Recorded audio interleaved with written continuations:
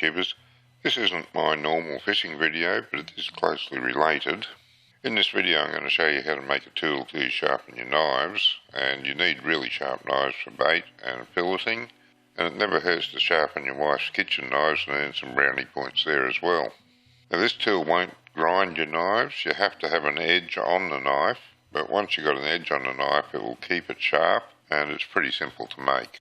I will say before we start that if you have the skill to sharpen your knives really well with an oilstone, this probably isn't worth doing. I did it as an experiment to see just how it would work. It does work, it does do a pretty good job, but really it doesn't do any better than I can do with an oilstone. But if you can't get that really razor sharp edge with an oilstone, then this might be just a shot for you.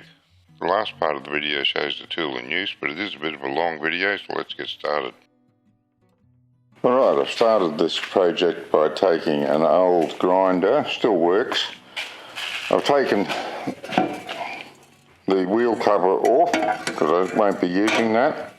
It's got 5 screws, most of them have got some screws around the outside. Take the cover plate off and then there'll be 3 screws holding it on in this case. Something similar on all of them.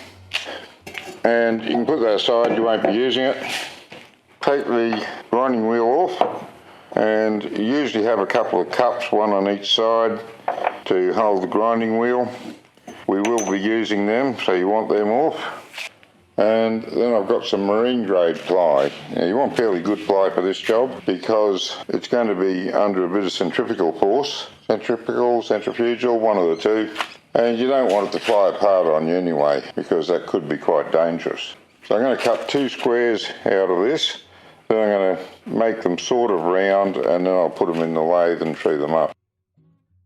I normally use a circular saw or a jigsaw for this. The circular saw blades are good on the blunt side. The jigsaw blades I have to buy some more, so I'm going to have a go with this reciprocating saw and see how that does the job.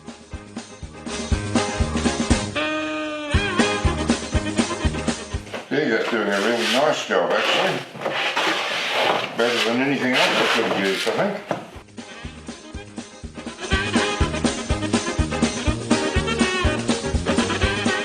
Right, there we go. Next thing I'm going to do is glue those 2 boards together so I can then cut them into a rough circle before I put them in the lathe to finish it off. And make sure your surfaces are thoroughly clean, free of grease. I usually use Sally's Aqua here, but any good quality PVA adhesive should do the trick all right for you. I'm going to cut all this edge off, so the outside edge isn't as important as getting it in the inside. I'm putting very liberal amount on here. Way more than I need. And spread it around to make sure that it all goes right out to the edges, at least in the centre of the sides. Remember, we're cutting a circle here. Most of this is going to squeeze out. It's been very wasteful with the glue. But that's okay because there's going to be a fair bit of force on this, and I want to make sure that the join is as strong as possible. Not that I expect the failure point to be on the join, but having it stronger than necessary won't do any harm at all. If you've got clamps with plastic protectors on it, always use them for wood. It protects the wood from bruising. Again, not that it matters a great deal for this job, but sometimes it does. Put a bit of plastic there ready for when I come back. I don't dirty the timber unnecessarily. Again, probably doesn't matter a lot for this job, but I don't like to mess timber up. Oh, I don't know how heavy these are, but they are certainly heavy. It's solid steel. Yeah, I think that'll do the trick quite nicely. Leave that set till tomorrow. Then I can come back and drill a hole through it, take some of the worst of the parts that are non-circular off of it, and then trim it up in the lathe. Hasn't taken very long to do. Probably hour and a half to see the whole job done. Once it's set up, I should be able to sharpen knives very quickly, very easily, so it's well worth taking the time to set this sort of thing up. Right, next day, this is all set. Just take these away, they're really heavy. Oops, all that really heavy glue hasn't quite set yet.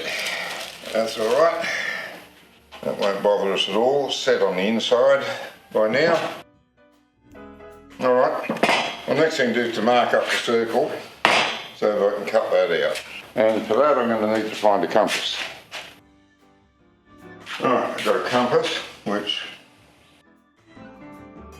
will open out plenty wide enough to do this job. Got to find the centre, and the easiest way to do that is just to go from corner to corner, and X marks the spot. And just do a quick check here. We've got about 112 and a half, 111 and a half within a millimetre, that'll do. Does not need to be precise.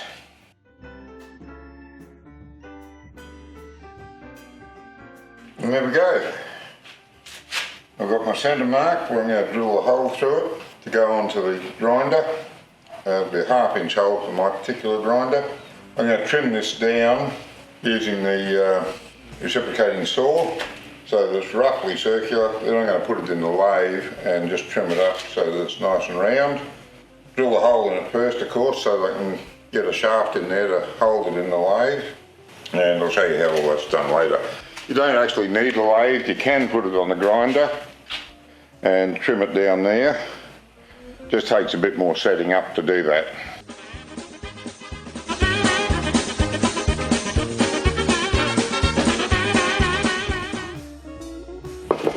That's it trimmed up roughly. Shouldn't take very long. As I hope you can see there, I think you can see there, we've got a really good glue joint in between the two layers. It looks like one solid piece of ply, and that's what I was after. So next job is to drill a hole through the centre. I got the hole drilled through here and I've put a bolt through the centre of it. I'm hopeful that I can just use the piece of the bolt that's sticking out. If not, I'll try using the nut to turn that in the lathe and round that off nice and neatly. I didn't bother videoing the drilling the hole because everyone knows how to drill a hole, but I will move the video over and just show you going through the lathe, see how we go with that. Just give this a little bit more of a nip up. And I'll see how we go.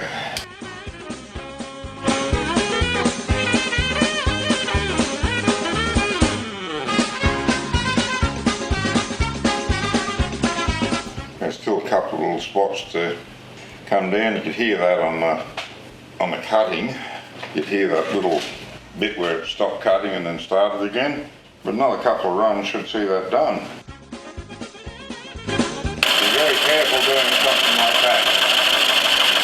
If it grabs hold of the file, it can send it right back into you. Still got one little flat spot in there. It may not matter, but I'm going to give it one more cut to get rid of that, and then call that good enough. Now just to reiterate, if you're doing this with a file, you need to be really careful. If it catches the file, it'll throw it right back into your belly. Always have a handle on it of some sort, plastic or wood, doesn't matter. But if you're using a bare file with a spike on it, it'll go right through you. I'll just say that at least with the wood on the end of it, the worst you're going to get is a bruise and a stomach ache. And that will do. Now if you're using a metal lathe for this, the next thing to do is to clean off your lathe, because leaving that wood there is going to rust it like you wouldn't believe. So I'll turn the camera off and I'm going to do that straight away. And then we'll come back and finish off the sharpening tool. Get this off.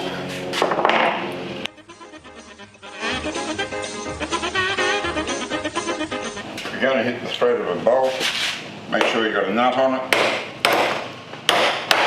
That distributes the weight of the thread and you don't burn the thread, damage it so you can't use it again. There we go, that is ready for use. Thread on this side is a right hand thread instead of left, or vice versa. Does up the opposite way anyway. Don't forget to put your little cup on first. Ooh, might have to eat that hole, oh no. Oh yeah, I think I might have to eat that hole a bit. It's a bit tight. I just eased that a bit by running the 1/2 inch drill back and forward to give me a little wriggle. That was all it needed, it was just the tiniest fraction. Now we've got to do him up. And that will do the trick. I'll plug him in and turn him on to see how balanced he is. If he's not balanced, you can't use it of course, there'll be too much vibration, but hopefully it won't be too bad. Oh yeah, that's okay.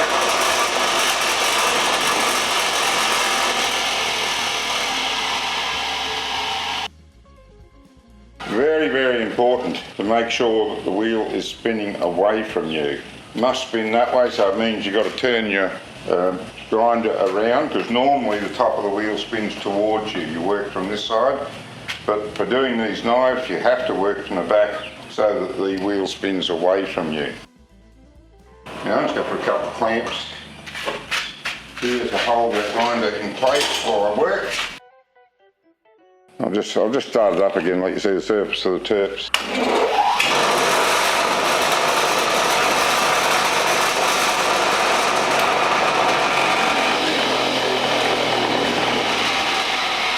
That big rocking is so I bumped the table, but you can see the little vibrations on the surface. That's caused by the grinder. It's not quite in balance, not too bad. I'll use it for a bit and see how it goes. This is the last magic ingredient. I need to coat the wheel with this, because this is what does the cutting on the knife. Get it from eBay, I'll put a link in the description for it. You want to get it right into the grain of the wood there, which is why ply should be so good, because we should have some bits of end grain all the way around it to work it into.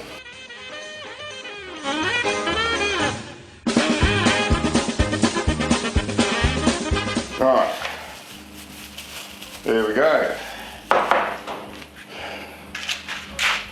You just refresh that as it wears off.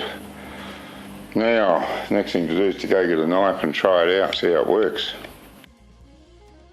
Right, I've got my bait knife out of my tackle box.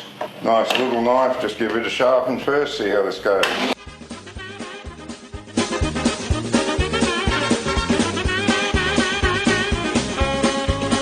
That's sharp enough, I don't know if you can see it, but that's sharp enough to shave the hairs on my hand. Got a little bald patch there now.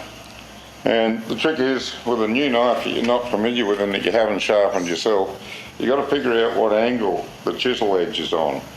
I'll try and do a diagram on a computer to show you how to sharpen a knife properly, but I generally put a finer chisel edge on mine with not much angle, but I had a little bit of trouble sharpening this, so I increased the angle up to about there, and then it sharpened up quite good.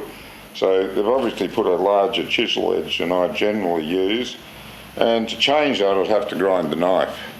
Now, I'm not going to do that now, it's a bait knife, it'll do for what it is. All my wife's good kitchen knives have been properly sharpened, so I'll be able to do them the way I normally do. That's sharpened back up and ready for use again.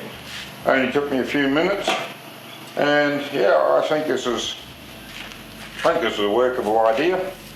As you can see, because of the nature of the ply, some layers are a little bit harder than others, so you can see there's a bit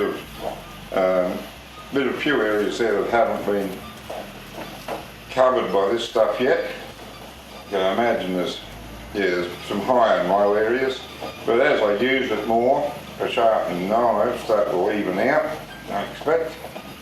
So I'll just go and get a few of my wife's knives, and these are some of my old knives that my wife now uses in the kitchen. These are Russell knives. That's close to the original shape of it. I always like to grind the heel out just a little bit, and over the years as you keep sharpening it, that same knife becomes like that, till eventually it gets so thin here that it breaks. Same thing here, Victorinox knife, I cut the heel out of it because I use it for boning, getting the bones out of anything. Yeah, bone the lamb legs and things for the wife. And again, same knife, had more use and has worn down by that much. So anyway, I'm going to sharpen them all up for the wife now. Then she'll have some nice sharp knives to use in the kitchen, and she won't cut herself, or won't be at risk of cutting herself. Because while it might sound a little bit counterintuitive, generally only ever cut yourself with a blunt knife. Because with a blunt knife you're putting more force on it to cut, and if it slips, it cuts you. Same reason you never cut towards yourself, always cut away. Anyway, enough of knife safety, we're not here for that, we're here for sharpening them. You can tell how sharp a knife is by dragging your fingers gently and very lightly across the blade. You'll feel whether it's sharp or not. Now, I'm not saying you should just go ahead and do this. I was shown how to do it. It's not that hard. You just, no pressure on your fingers, just drag it across and you'll feel that in your fingerprints. As it drags over your fingerprints, you'll get an idea of how sharp the knife is. Also, when you're doing this, follow the curve of the knife, whatever. Your knife's straight, you don't need to do it, but if your knife's got a curve in it, like these have, your movement follows the curve of the knife. I'll see if I can get a better angle on that and show you that again.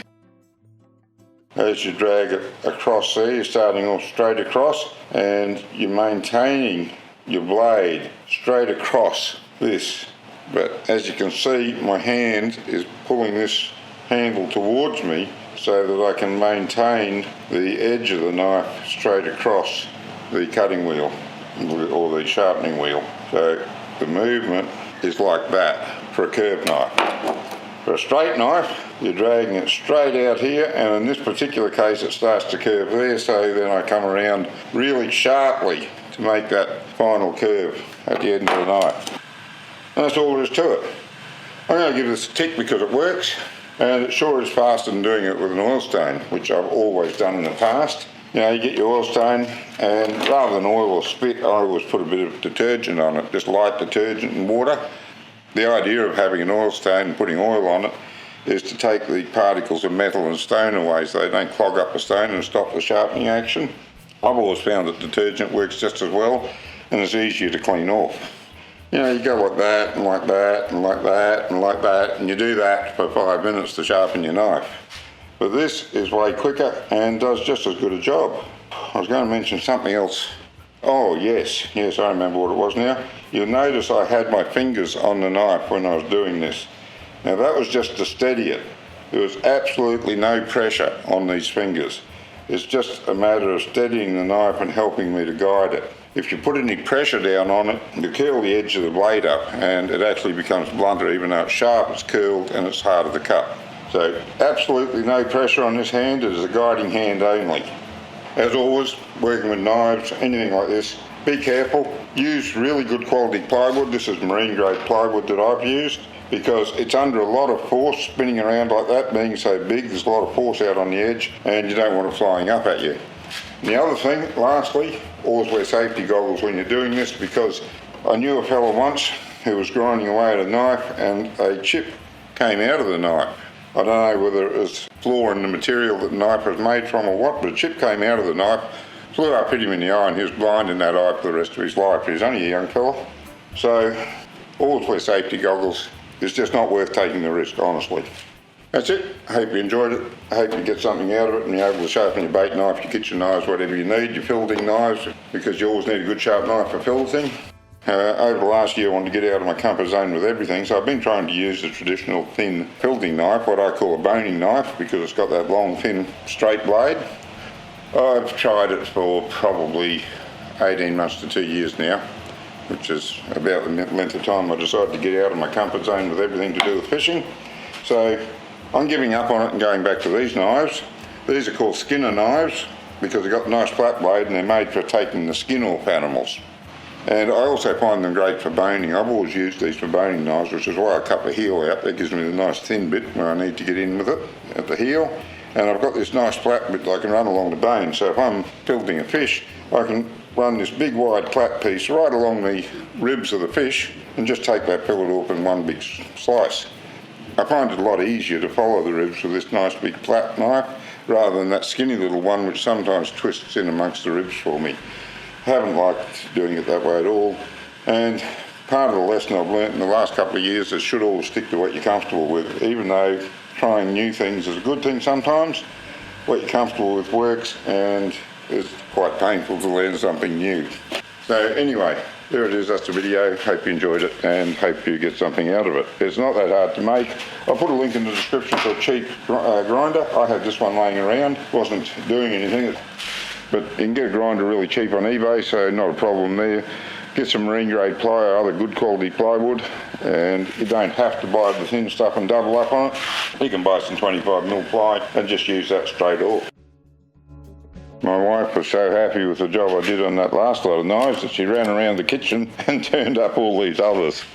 As you can see, my wife loves knives in the kitchen. Suppose I'm just lucky she hasn't got a bad temper. Well, maybe it's just that I don't do anything to annoy her. Anyway, let's get these done.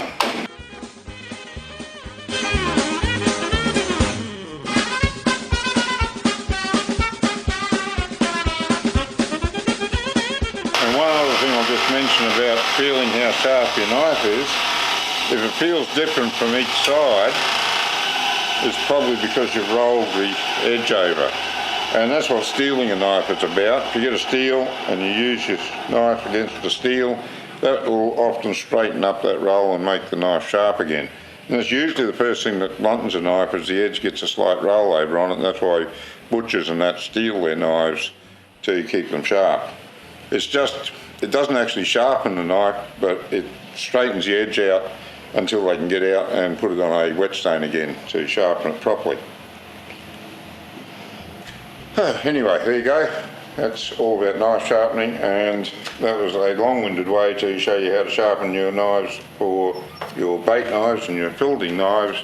But if you do it this way, you can also keep your wife happy by sharpening all her kitchen knives as well. All that's it for the video.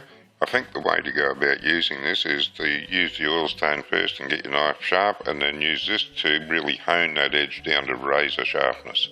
Getting that razor sharp shaving edge on a knife takes more skill on an oilstone, but this makes it quite a lot easier. I hope you enjoyed the video. It is a pretty simple machine to make if you want to try it. If you'd like to see more of my videos, go to my YouTube channel. Don't forget to click that like button, comment and subscribe for more. Until next time, good fishing.